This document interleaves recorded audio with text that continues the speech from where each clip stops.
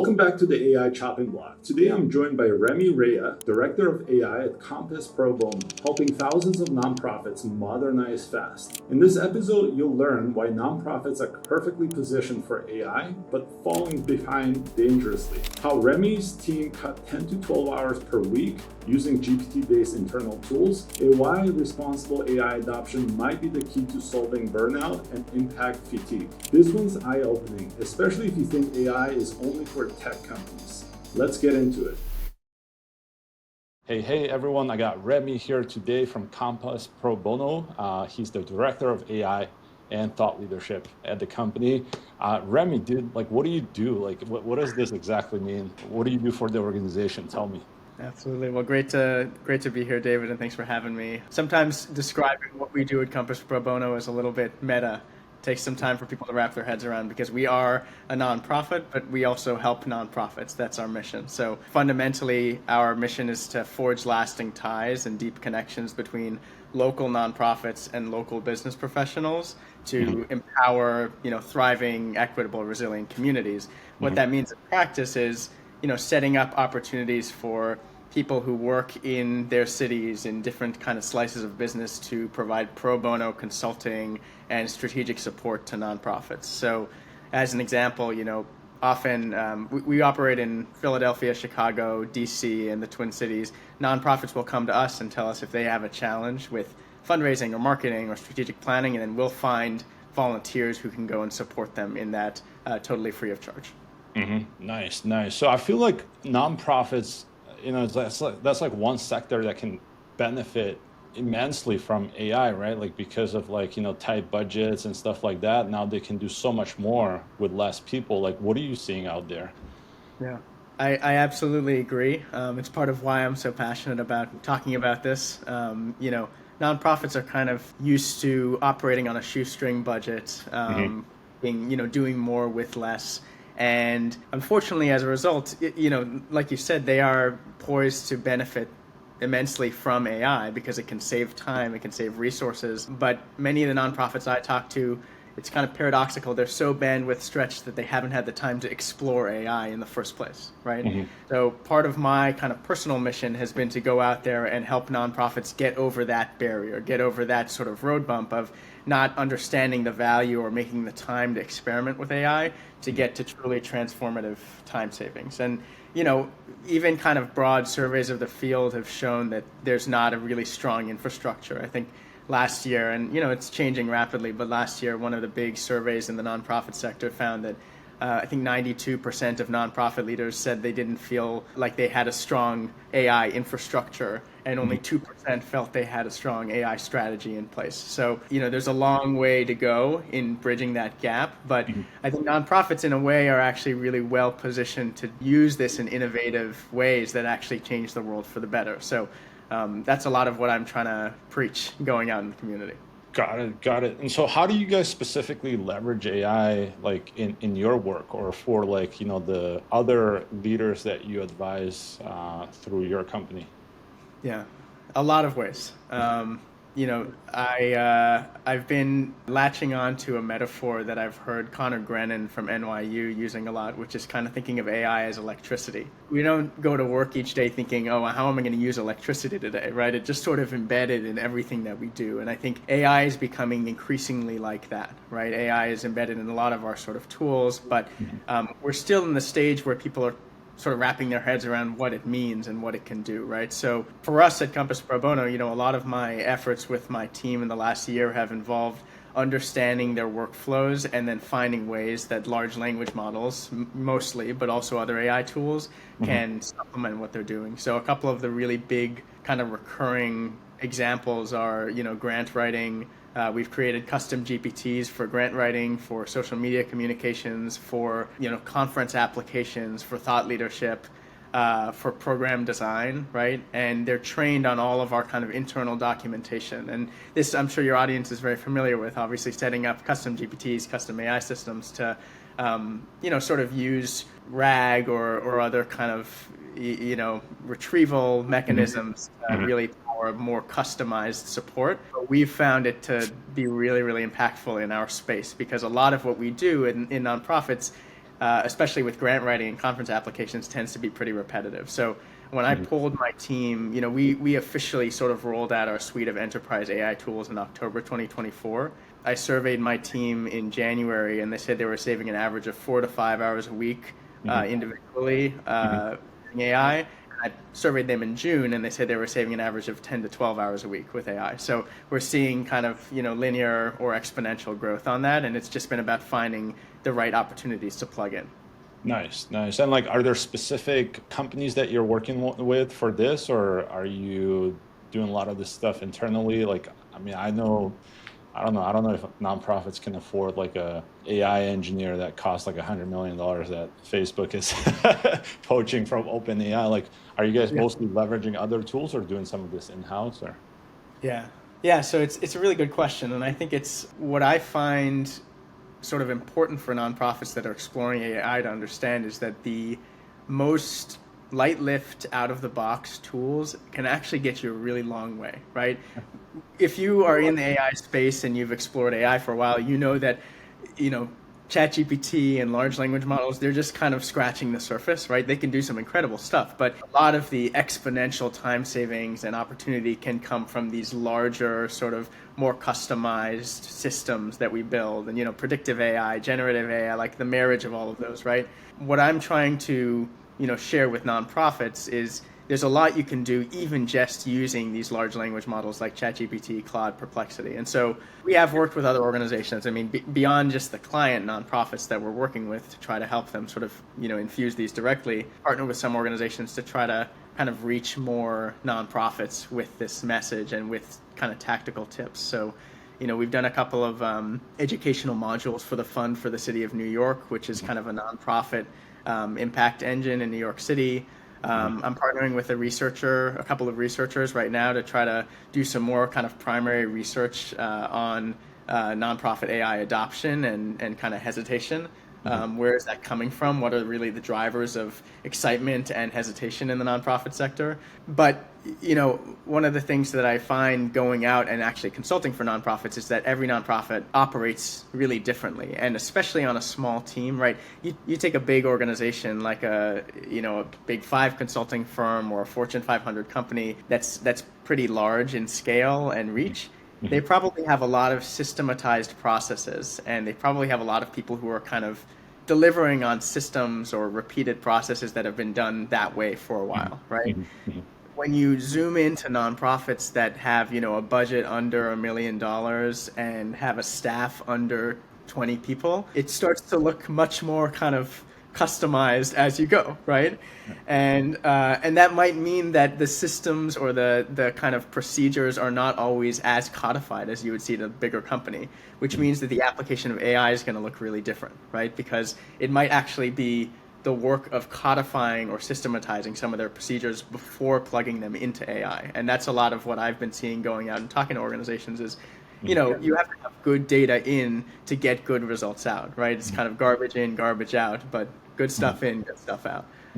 So a lot of the work that I've been doing is around kind of change management. What does it actually take to prepare your organization to meaningfully leverage AI, especially if you are a small, scrappy nonprofit that does not have the big systems that can easily plug into some of these pattern recognition tools? Got it. So question that I have, and maybe because I don't understand nonprofits as well as you do, but like, in most profit-driven organizations, like a lot of companies are leveraging AI to cut costs so they can move budgets around. Like, how does that, like, is there pushback on that from nonprofits, or how do they look at that? Like, are they afraid to implement AI because it can get rid of jobs? Or like for Goodwill, for example, as far as I know, like their whole purpose is to create jobs, right? So help me understand, like, is there pushback? Like, how do people look at AI in nonprofits right now? So it's a complex answer, but I'll share some of the themes of what I've heard. I mean, the first thing to know, looking into the nonprofit sector from the outside is that whereas in business or in the for-profit world, the bottom line is financial, in nonprofits, the bottom line is the mission, right? You are beholden to the mission, and that is kind of the bottom line. Nonprofits are also businesses, right? And so there is a financial bottom line as well. But it's sort of that duality that makes it really complex, right? You're not just beholden to shareholders, right? you're beholden to stakeholders and the community and the mission and the reach and the impact and equitable responsibility, right? So what all of that means in practice for AI is that, there are a lot of complex feelings in the nonprofit world about adopting a technology like this for various reasons, right? The first sort of pushback I often hear when it comes to any kind of new technology or system is cost, right? It's how much is it going to cost to acquire this tool? How much is it going to cost to learn this tool and then implement it well, right? And there are, some of these, again, large language models, like the lightest lift access points for kind of consumer AI for most people, they're not that expensive, right? They can become expensive for a small organization at scale. And so there are workarounds, right? I mean, what we do internally is we license share, we have the nonprofit discount, right? We've negotiated some additional discounts with some of our AI vendors, but that can be kind of an initial barrier to entry for some nonprofits. But when you get past that and they're kind of bought into the idea that this might be something interesting, a whole sort of slate of other concerns come up. One is environmental, another is data security, another is, workforce and jobs, another is kind of removing the human from the equation, which, especially if you're at a nonprofit that's has a very kind of heart-driven mission, it can feel very emotional to say, well, I know a nonprofit that, provides sort of tutoring and mentoring services for students looking, to be their first generation sort of college attendees in their family. And the board of that nonprofit is, really interested in implementing AI and has talked about, what if AI could sort of act as mentors or educators for the students, right? And for the staff, it feels like out of touch or disconnected because that's what they do, right? I mean, essentially, like the human touch is kind of the way they deliver on the mission. And so it's kind of wrapping your head around what part of this needs to be human and what part of this could be supported by AI in a way that doesn't detract from the mission, if that makes sense. Got it. Yeah. Sounds good. In terms of like you mentioned, and I don't know if this is a secret or not, but you mentioned like you're working, negotiating with, discounts with different vendors. Like which are some of the vendors that play a big role in nonprofits? I mean, again, I think the large language models, AI meeting note takers, like some of the sort of, and then of course all of these, platforms and vendors that folks use kind of day to day, Salesforce, Slack, Google, Microsoft, like they're all embedding AI into their existing tools, right? So it is becoming harder to be a non-AI organization if you think you are one, right? Yeah. And as we know, like AI has kind of been behind the scenes a lot of the time in the past, right? If we're talking about, large language models, we use ChatGPT and Perplexity internally. I've toyed with a bunch of other tools, outside of that, and we just decided that these were the best sort of options for us for the kind of work we do. We also use Blero for AI meeting note taking. We use Whisperflow for live sort of transcription, AI powered, voice transcription. And then we have a tool called Happenstance that helps us kind of plug into our networks. I've seen that one. Yeah. And, we've looked at a lot of other platforms and we've looked at, the AI sort of features in some of the platforms we already use. And one of the things that I think we've tried to keep as a core principle in how we implement AI at Compass Pro Bono and for other nonprofits is pacing it correctly is always going to lead to more sustainable results than just grabbing all of the AI tools you can and then trying to roll it out all at once, right? So this is where kind of the change management piece comes in, right? Like we're talking about organizations. I know you often interview AI founders, right? These are AI first startup. They are built on AI, right? And they're scrappy and they have, maybe teams of 1 to 10, right? So it's a different landscape than, many of the nonprofits I work with. They've been around 30 or 40 years, right? Even though they've been around 30 or 40 years, they still operate like startups in the sense that they're pretty scrappy. People wear a lot of hats, they're moving around. But they're very tied to kind of the way they've done things often, right? And often it's because the people who go to work at nonprofits, they're not doing it for the paycheck, they're doing it because they feel some deep connection to the mission or some responsibility to give back in society, right? And what that means for AI is, this thing shows up and there's this, hype train and everyone's talking about AI and how to implement it and how it could change everything. And as a leader in the nonprofit world, you may or may not think that it has any relevance to you, even though, very much could, right? And as a, an employee or a board member at a nonprofit, you might very easily get caught on that hype train and want to, go and implement as quickly as possible. But the risk is that you have backsliding 6 to 12 months down the line. And so a lot of what I've tried to talk to organizations about is what is we have a 4-step sort of framework for implementing AI responsibly and right-sized and correctly paced. How do you do that at different organizations in a way that keeps the mission at the center, but also allows you to really scale up your impact? Got it.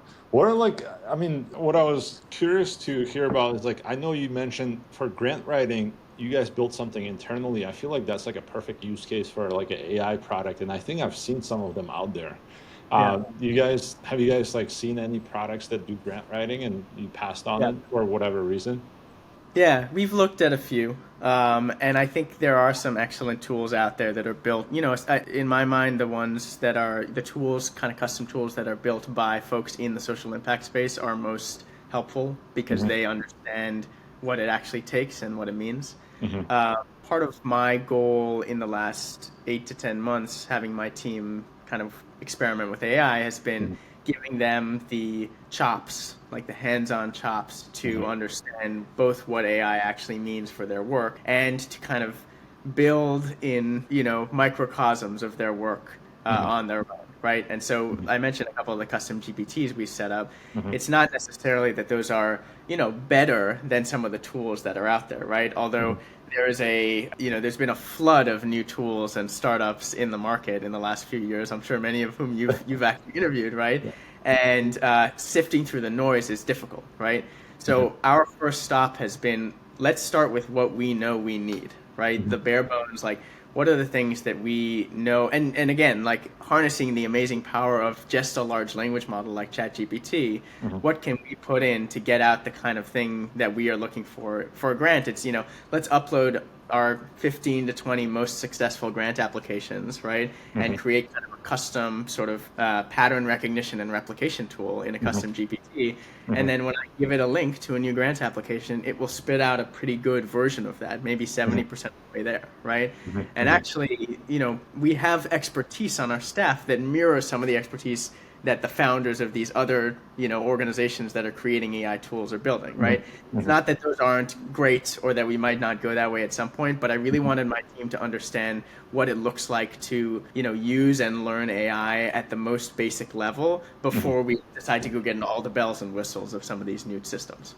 Got it. Yeah, and I think you do some consulting on writing. I'm guessing you played around with ChatGPT plenty, and so one thing that I find a little bit tricky is at this point, I have founders that reach out to me and they've built some kind of writing tool. And it's just because all my data just sits in ChatGPT, it's hard to move over to another product. And I'm wondering if it's the same problem with grant writing. It's you set up the custom GPT and then sometimes you just need to do some custom stuff. And then oftentimes these tools and products will lock you into their workflow. And then the result that it gets you brings you back to ChatGPT so you can fix it in there. Have you seen something like that, or is it just me?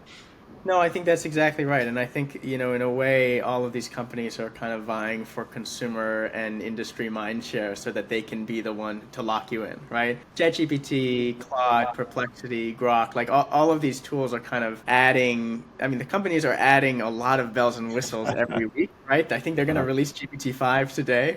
And, what I've found, I guess, over and over in using some of these LLMs is that as soon as one of the other companies rolls out a new feature, the one that we're using rolls out that feature and vice versa, right? They're all sort of leapfrogging.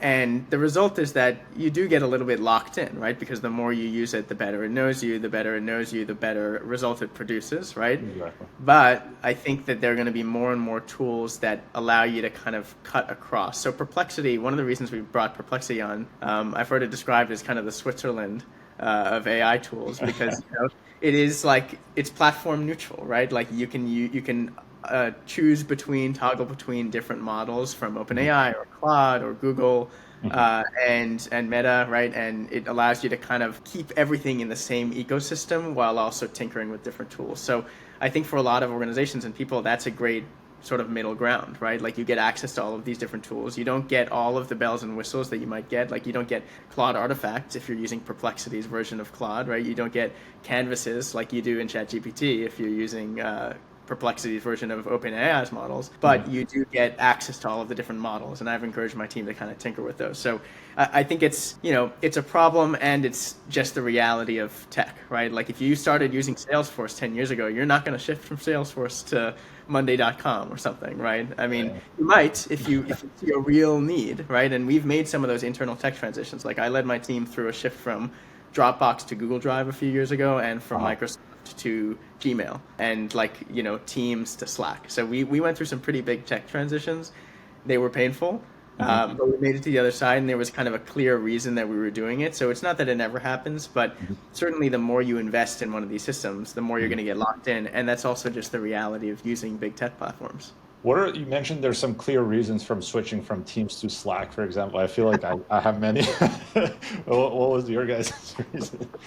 I mean, I have many personal reasons that I prefer Slack to Teams, I think the main thing that we had a leadership transition a few years ago. We had a new CEO come on to sort of prime us for national expansion. We're now kind of on the cusp of growing us in new cities. And she knew from having, built up and expanded many other nonprofits that you have to look inward first, right? Before you look outward and start to scale, you have to look inward at the processes and systems that are kind of underpinning the impact. And so we did that and found that there were some kind of bottlenecks and sticking points and friction points to delivering on our work, one of which was our tech systems, because the way we used, at least, and there are other ways to use these tools, but the way we were using Dropbox and Outlook and Teams, and we, all internal communication was on email at that point, actually. It was kind of split between email and Teams, but it wasn't totally clear. We didn't have really strong operating procedures for internal communication. And Dropbox just added this friction because of the user interface, and we couldn't sort of live edit in the same doc. I know that some organizations have, done that and found ways to do that, but for us, it was not working as well. And so we made the decision to switch. We wanted all internal communications to be in one place, which was Slack. Slack also allowed us a lot of flexibility and adaptability with channels and different kind of, bookmarks within the channels, things that maybe Teams has, but at the time we just didn't have one kind of centralized place for all internal communications, right? And this is, by the way, to the broader point of our discussion, this is what you will see if you go out and look at a lot of nonprofits. They are kind of, many nonprofits under the surface are doing amazing work and are held together by scotch tape and paper clips, right? Because a nonprofit is much of the time started by a founder who has some deep connection, maybe personal connection to the mission, or they have some big drive to make an impact in the world. And to get started, they just bring their family and friends on board to be the kind of board of directors or the early employees. And it grows and it grows and it grows, and the impact grows, but the infrastructure is not necessarily there, right? Because they didn't necessarily go get an MBA just to start their own business, right? They were called to this from something else. And so, I mentioned this because I think our internal experience over the last few years primed us for AI adoption, which was thinking a lot about, what are the ways we can streamline what we do internally. And we decided that moving to Google and Slack was one of those, right? And now that's what we're going and sharing with others, because that got us ready for AI adoption. We were already in the mindset of how can we streamline what we do, how can we save time, how can we standardize our procedures and make it work that much more quickly and then make it scalable. And I think that's the kind of mindset that a lot of nonprofits need to be in order to take advantage of AI, right? It's not replacing your people, it's not replacing your mission. It's an opportunity to kind of supplement what you're doing with something that might be able to allow you to move more quickly, more efficiently, and actually make more time for the human stuff. Got it. I talked to a lot of startup founders building cool AI products. What is on your wish list, on the AI wish list that you wish existed for nonprofits that doesn't exist today? Oh, good. Now I can say it to your audience and someone will go create it, right? Yeah, I mean, one of the big things that I think is missing is so just to zoom out to the industry for a second, in the conversation about AI, there are a lot of voices. I mean, the loudest voices are not in nonprofits, right? The loudest voices are Sam Altman, Dario Amodei, right? It's like the CEOs and founders of these big tech companies and these growing tech startups, right? That do AI, which is fine. And, they have great things to say sometimes, right? But one of the concerns I have is that fundamentally a lot of these organizations, like even though Anthropic is a public benefit corporation, or OpenAI technically has this weird nonprofit thing going on that they've tried to get out of it before, like they are beholden to their shareholders, right? And their bottom line is financial, right? It's not necessarily mission driven. And so other incentives come into play when it comes to how AI is deployed. And that might mean that we sort of, shortcut around the responsible way in some cases to deploy and roll out these AI tools. What I want more of and what I hope to see more of is not only loud voices, but also tools, AI tools that are in this space that do the kinds of things that we see large, tech company enterprise AI tools doing, like ChatGPT, like Claude, like Copilot, right? But with a sort of human first, responsible, ethical AI use forward lens, if that makes sense, right? So, and I've seen a couple of them out there, like founders who have been in nonprofits or social impact their whole lives, and they're really all about kind of human first AI use and adoption. But I think the more of those tools we can see that kind of create and mirror the capabilities of some of the big ones that are, most popular out there in the world, but with this social impact lens, with the social impact sensibility, with the nonprofit background, but also kind of the North Star of ethical use and social impact and, good of the world. I think that's going to both create a lot more openings for people who are in the nonprofit world who have skepticism about AI tools to start using those tools. And it's going to create a more kind of diverse, complex conversation about where AI takes us, right? Because I see a lot of conversation about how AI could 10x your profit or 10x your impact and let you move 10 times faster. I see much less conversation about then what do we do with that opened up time and space. And one of the things that one of the reasons I go out and, to speak at events and go on podcasts to talk about this is because I think it's a really important question for us all to be asking. Like, if you save 1 to 2 days a week, would have spent doing manual work that now goes to AI and it gets done in 20 minutes, what do you do with those 1 to 2 days? Do you just accelerate the pace of your work overall? That's what's happened in the last, 100 years with industrialization and some of these tech tools we use. Or do you decide, let's actually right-size our workload. Let's reduce burnout. Let's reduce turnover. Let's talk about things like a 4-day work week, right? Like, let's have kind of boundary-breaking conversations about what's possible now that we're saving time with AI, now that AI is making our work look so much different. Dude, that's like, is that a problem that can even be solved? I feel like as humans, like, it's just like, for the most part, you have, like, when you do something and you get some kind of result for it, oftentimes you just want more of it. And it's like you have to create like a mindset to check out from just getting more results, right? I don't know how it is, like whether nonprofits or whatnot, like, I guess, what are you seeing? Like, like now that, I mean, the question to you, like, I mean, what are you seeing in the nonprofits? Like, they save 4 hours of their time. Where do those 4 hours go? So I pull my team on this because I'm interested in what happens internally, and I'm trying to use them as guinea pigs, use my organization as kind of a test case, right? And it's one of the questions when I go out and work with nonprofits or do workshops or sort of AI sprints. I'm asking them from the start, like, if you're using AI, how much time are you saving? What are you doing with that time? And when I poll my team, we've been using it kind of systematically for the last 8 to 10 months, right? They say, I think the most kind of the tippy top response is they use that time for strategic thinking and planning, that open time. And then after that is, human kind of relationship building, like connecting with volunteers, connecting with our nonprofits, connecting with other people on the staff. And the next one down is like supporting or helping colleagues. And then the next one down, and I intentionally included this in the survey, is nothing in particular. The time just gets absorbed back into the day. And that's my fear, right? That's my fear as an AI leader at my organization, but also as I go out and work with other nonprofits about this, because, we have, I think, a once in a lifetime, once in a generation opportunity right now to be asking big questions about our relationship to work and the workplace.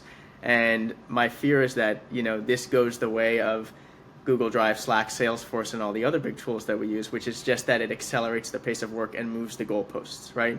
And in my work, I call this the impact treadmill. It could be called, the profit treadmill in companies, right? It's exactly what you described. Like, we want more, we want more, we want more. Oh no, the competitors are doing this more. We have to do this more too, right? And I think the reason that I feel there's hope for something different is because I look at the history in this country, right? We used to have a 7-day work week. That was the norm, right? And then Henry Ford came around and introduced a 5-day work week at Ford Motor Company, right? And through that work and through the work of unions and, political pressure, and over the course of many years, we got to a 5-day work week when probably back in the day, people thought that wouldn't ever be possible. How could we possibly do less than a 7-day work week, right? And now it just seems like the norm, right? It's not that everyone works only 5 days. It's not that everyone who has a 40-hour work week only works 40 hours, right? But it's certainly possible to move the goalposts in this direction, right? So what I've been studying and really interested in is what does it take on an individual, organizational, and societal level to affect that kind of change? Because I know it's possible because we've seen it before, right?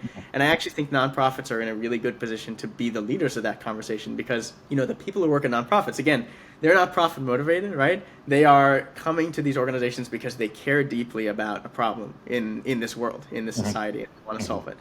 That actually disproportionately leads to burnout because you are working at a homeless services organization and you are a bleeding heart person and you're trying your very best to help these people. It's actually life or death what you do, right? And you may stretch yourself thin and wear yourself to the bone in the effort to make that work, right? If this could be an opportunity to help that person achieve their mission and their organization's mission without burning themselves out and then rolling out of the organization, which creates much bigger problems institutionally and creates disruptions for the services, that would be phenomenal, right? So that's what we're going to tap into. That's really what I'm hoping to spread as kind of the gospel in this day and age is how can we use AI to right-size people's workloads, actually reduce burnout and turnover in the nonprofit sector and in other sectors, and open up conversations that we didn't think would be possible about our relationship to work. Interesting stuff. So you've done a lot of talks on homelessness. What's the verdict there? Is AI going to make things worse? Is it going to make things better? What are you seeing? It could go either way. I think like in any sector, right? One of the things that's important to understand about an issue like homelessness is that homeless services in this country are already pretty heavily mediated by technology, which means AI has an automatic in. There's a tool called the 𝐬𝐵𝐷𝐷𝐷, which is kind of the system by which, and in some, communities, they have what's called an HMIS, Homeless Management Information System, right? These are kind of the tools by which people seeking services and housing support get, prioritized or triaged for support. That's through the 𝐬𝐵𝐷𝐷𝐷. And then Homeless Management Information System just manages their information and data, so it can be cross-shared across organizations, right? One of the problems, the 𝐬𝐵𝐷𝐷𝐷 was this combination of kind of innovations from different organizations, back in the 2010s.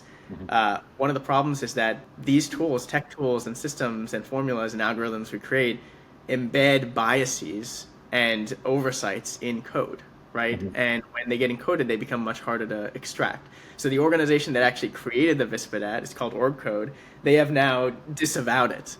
And they have said this is no longer because of further discrepancies it creates, what they found was that it was basically prioritizing,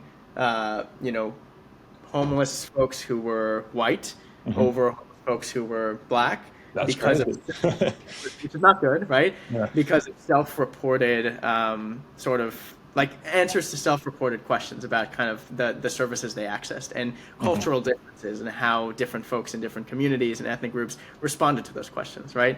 So they've now disavowed that system, but it's still very widespread. And as soon as AI comes into the fold, what then goes out of human hands altogether, right? I think this is a really critical point to take a hard look at the systems we're already using, like in a place like homeless services, and ask the question, is this achieving the outcomes we want? Because if we then introduce AI into this system, it could just accelerate the pace of the outcomes that it's already creating, which may not be what we want, right? So I think broadly to answer your question, it could go either way. I think it's going to be a question of having people who are AI literate in those nonprofits who understand the implications of AI systems, who can then lead the way on responsible AI. And there are a lot of examples of really excellent work done with AI in the nonprofit sector. There are also examples of AI gone wrong. There's, the NEDA, which is a National Eating Disorder Alliance, They had a chatbot roll out a few years ago that was AI powered. And like with Bing's Sydney and other kind of early chatbots, there were some people who went in and pressure tested them. And they found with this chatbot in particular that it was actually giving people encouragement to, perpetuate some of the behaviors that create eating disorders. It said, oh, you want help losing weight? Here are some tips on dieting, right? That's not what you want if you have an eating disorder chatbot, right? And so it's, the question I think becomes, how do you do two things? One is have a human in the loop in the implementation of these systems in a way that makes sure that that kind of outcome does not happen.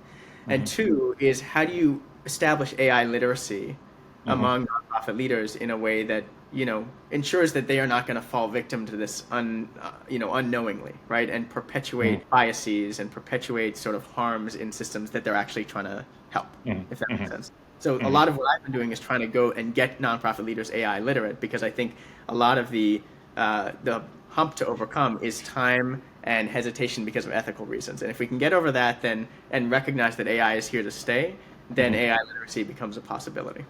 Yeah, makes sense. So how, like most companies that I talk to at startups, they have like hard time recruiting AI talent, AI literate talent, whatever you want to call it.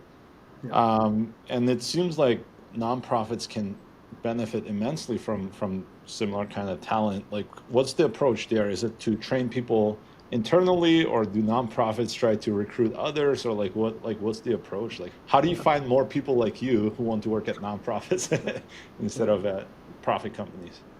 Well, I don't think we can compete with Meta's offer, their starting packages. The good thing is that, based on where we are in AI development, you really don't need that many technical skills to deploy AI systems at an organization like Compass Pro Bono or many of the other nonprofits we talk to.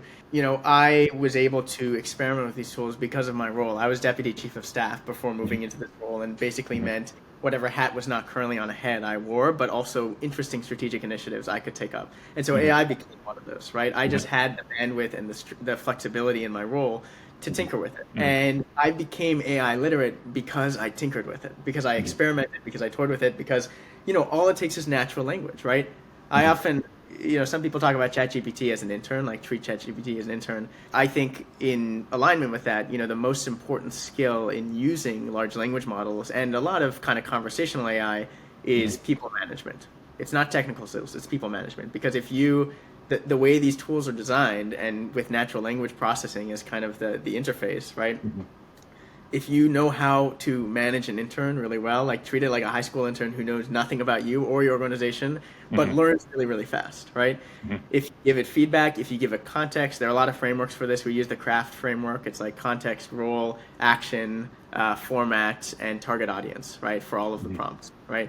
If we do that and we give it feedback and we iterate, we know that we're going to get better results. And so a lot of my learning has come just from that, and curiosity, and, webinars and that kind of thing. And I've started to read books to kind of understand, the back end of AI more. There's one called Co-Intelligence by Ethan Mollick that I think is a really great primer for people in the nonprofit space who are interested in AI. And then there's some that go a little bit deeper on kind of the technical side of it, right? But, I would say like the first stop is look internally. Is there someone on your team who can be an AI champion, who is just naturally curious, naturally, technophilic as opposed to technophobic, right? And whose time you can carve out at least 30 minutes or 45 minutes a week to start tinkering. And then it grows from there, right? I mean, we've created systems internally, and this is what we kind of train and consult other organizations on, to scale up collective learning, right? So we have an AI testing channel in our Slack where every week people post their kind of wins and lessons that they learn about AI to sort of collectively inspire. Every staff meeting we do, we have a workshop on AI, so we can kind of keep the collective learning going. Every week I do a weekly AI debrief, and it's just what I've seen in the news in AI that might apply to our team, and little tips and tricks with the tools we have. So, we've developed these over time, but I think the biggest thing is just having someone who can carve out at least a little bit of their bandwidth to experiment with these tools and then raise the flag for other people on the team. Got it. Okay, well, on that topic, I know you help other leaders in nonprofits with their thought leadership content. Am I right? Is that correct? Okay. Not questions, but have you had some good success stories there with these leaders? Like, do they follow through and actually execute on it and stick around, stick around for the results, which may take, a few months? Yeah. Yeah. I mean, a lot of the work I've done has, came from my experience kind of in Compass Pro Bono with thought leadership with my, colleagues, senior colleagues, right? I mean, thought leadership, fundamentally what we're talking about is going out in the community, being in the right rooms and talking in front of the right people, or writing, or, engaging with the people, right? And being seen as leaders in the way that the field is moving, right? So for us, that's the convergence of, the nonprofit space, the corporate social responsibility space, now with AI, like the AI for social impact space, right? Going out to conferences and presenting on kind of what we know, and also just sharing lessons so that other organizations can kind of get a leg up, right? So it's kind of meant to be a more distributed version of what we do one-on-one with an organization in consulting, right? Got it. Okay. So, I've seen success in that, mainly because I've learned that, the gap between the people who are in the audience at a conference or sitting on a podcast versus the people who are actually on the podcast or, giving the talk is much smaller than you would imagine, right? Like once you start going on the conference circuit and you see applications or requests for proposals, like it's just up for grabs, and you just have to do the work of kind of translating institutional knowledge or individual knowledge into something that other people can learn from. So it becomes kind of an educational skill set that's needed, right? Like, can you educate other people about what you know? Can you translate what you know into something that's useful for other people? That's why what we've done with AI is like turn what we did internally into a framework, like a 4-step framework that we teach other organizations and that we go to conferences with. So, we've seen a lot of success. Like we've given talks at America Service Commission's National Leadership Conference. We've given talks at the National Small Nonprofit Summit, at the Center for Nonprofit Advancement, like various kind of conferences and events that, allow us to connect with more people. But it's always a work in progress, right? There are always more people we can reach. There's always more ways we can refine our message. So I think the biggest thing that I try to, do when I work with leaders on this is just get really crystal clear with them on what the message is, right? Like, what are you trying to convey? What would you from 5 years ago have really wanted to know, right? Because that's often the key to kind of understanding how to translate this into an audience that, may include some versions of you from 5 years ago, right? Got it. Yeah, I guess what I was looking for is, at least in the corporate world, it seems like everyone wants to, like, for example, a simple thing is like write on LinkedIn, like they want to build a personal brand. But it's like, I think most of them get kind of stuck on 3 things, like finding the time, figuring out, and then sticking to it for like 6 months to actually see the results. And sometimes it's all 3. Sometimes they figure out the first 2 parts, but they don't, they want results right from the get-go. I was just curious, like, how are you? My guess is like it may be a little bit different there because, like, probably for them this is a must for them to kind of keep their job, or like, is it something that they personally want to do? Like, they want, like, do they want to build a personal brand? Do they like how do you come into play there, and how do you convince them to commit to something like this? I'm just curious. Yeah. So when I, rolled out, I rolled out a custom GPT for my team that was a thought leadership coach to try to help them put together LinkedIn posts basically based on their knowledge. And when I rolled it out, I knew I was working with at least a handful of people who had never really posted on LinkedIn or had no desire to be in the public eye at all, right? Yeah. Another thing that's probably, could be correlated with their gravitation toward nonprofits and like just, giving themselves, right? But what I told them, I pulled out some statistics that talked about kind of, brand trust and brand reach, right? And I know from, the most recent statistics that people are overwhelmingly more likely to trust a brand and invest in a brand and work with a brand when their executive leaders and their people have a presence, right? Brand pages, I think LinkedIn company pages are at like an all-time low of engagement. It's like 1% of engagement to company pages or something, Yep, something like that. And that's not great, right? So if your MO has been just posting opportunities or programs or services or products from your company page, and that's it, that's rate limiting in a way for your growth and your reach, right? But if it's posting from the CEO and the senior leaders and then reposting on the company page, that might get you somewhere because people connect with people, right? Fundamentally, this is about human connection. Like, we don't actually have an emotional tie to brands. You know, they try to create like a feeling, you know, you sip a Coca-Cola and you feel a certain way, right? But I have an emotional connection to the people that I connect with in real life, right? And if I associate that feeling with the brand, then that means I'm going to feel good about engaging with the brand if I feel good about the person, right? Because I trust the person. And so I'm going to put my trust in the organization. So that's a lot of what we've tried to harness, is like allowing our leaders to see, and the folks I work with to see that this is, you know, it's not, we haven't gone as far as saying, you know, this is a requirement of the job or else you're out. But it is a strategic goal of everyone's role, is to engage in thought leadership and be in front of the right people. And part of that is posting on LinkedIn, and part of that is going on the conference circuit, and part of that is going on podcasts, right? Because building that, you know, it helps you, right? It helps you build your personal brand, your career, right? Your connection. But it also really does something for the organization, which is it builds this kind of collective trust that's funneled through individual trust. And as soon as we can kind of institutionalize those relationships, you know, the possibilities are endless. We've seen a lot of that come in, you know, major donors come in through that, right? Big supporters of our programs, volunteers, nonprofits, like all of those have come in through individual relationships that are fostered through thought leadership. So that's how I try to anchor my team. It's not, you know, all or nothing, but doing something is better than, you know, just sitting on the sidelines. Yeah, it's crazy how it works, right? Like for me, like I know maybe a couple of people in nonprofits. Now that I met you, technically, like if anyone from my network of like, I don't know, 20 whatever thousand people, like if anyone asks me about nonprofits, I'll be reaching out to you. Like, so That's right. So yeah, I think like the importance of that is undermined by many. But yeah, it seems like a perfect use case. Like now that AI is here, I think you know, like I think more leaders should be posting. It makes it easier for them. Like I used to have like big writer's block, and AI. It's not that I just like copy and paste content, but it just like helps you move quicker, helps you come up with ideas quicker. So definitely, you know, definitely a big change for us. I know we're coming up on time here. Is there some things that I haven't asked you that I should have asked you? Whether it's about nonprofit or AI. Yeah.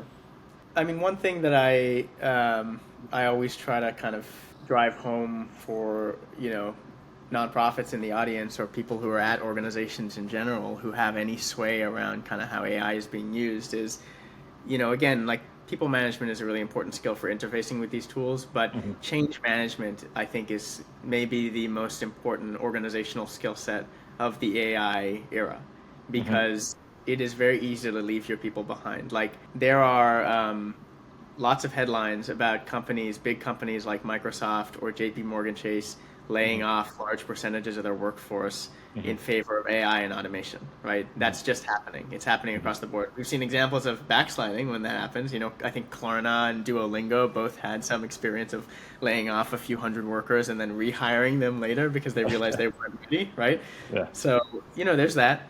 But there is also a real fear, I think, in the workforce, especially among people who are not senior leaders, about what's going to happen to their jobs. And I think there's a real opportunity for nonprofit leaders and leaders in general to counteract that narrative and to say, you know, we are not, when you say you're an AI first organization, what does that really mean, right?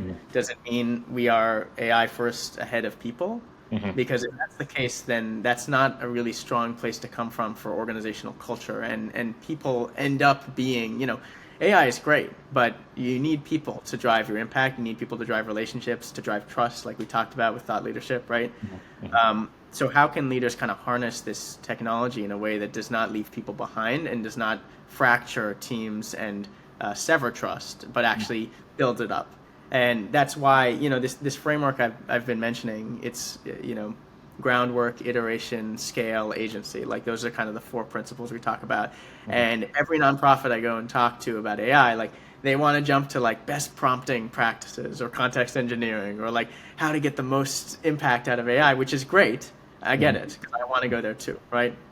But it actually has to start with a very different question, which is, you know, what does our team need to navigate this transition meaningfully and sustainably? And often that means, you know, It's like the who, the how, the why, and the what, right? Who are the people on our team who are going to lead us forward in AI and be kind of the champions and teach their peers, right? What are the norms that we're going to use to communicate around AI, right? What's above board? Everything should be above board, right? But how do we kind of encourage transparency?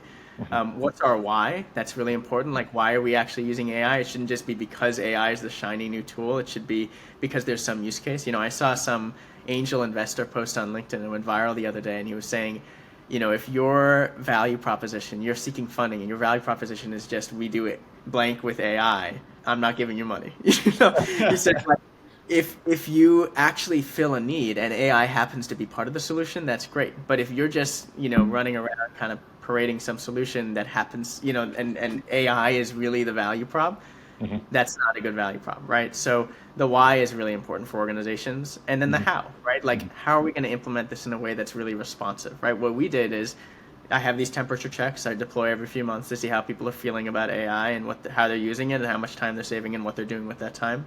We do weekly AI debriefs, monthly staff workshops. I do office hours every week for people to kind of ask me about AI and get tips and best practices, right? So how do we create kind of the infrastructure and the guardrails at our organization and on our team that make people feel supported in this and actually build trust as opposed to reducing it and making them feel like their job could be on the line because of AI, right? That is a really important counter narrative, I think, because there's so much noise about companies laying people off because of AI. There's a real opportunity to say, we're not going to do that. Instead, we're going to work with you to use AI as an opportunity to make everyone's lives better and increase our impact and deepen our mission and deepen our reach. Yeah, for sure. It's like crazy times we're living, but yeah, I mean, I think with proper retraining and proper adoption, I think most companies should be able to benefit from it. The challenges that, for profit organizations, like bottom line is, as you said, is oftentimes the biggest thing. But for the most part, all it means is they'll just reinvest into other areas and rehire people. So I think retraining is probably, probably one of the more important things for a lot of organizations or personally to focus on. We need solutions there. we need more solutions there. But okay, Remy, I know we're on time here. Thank you so much. I learned a lot here from you today about nonprofits, about how you guys are adopting AI there, what challenges you guys are running into. Again, like, we'll roll this out to our audience. Maybe they'll build more solutions for nonprofits. And yeah, hopefully we'll stay in touch, and maybe we'll talk again in the future. Yeah, that sounds great. Thank you, David. Appreciate you having me on, and appreciate what you're building. It's great stuff. Okay.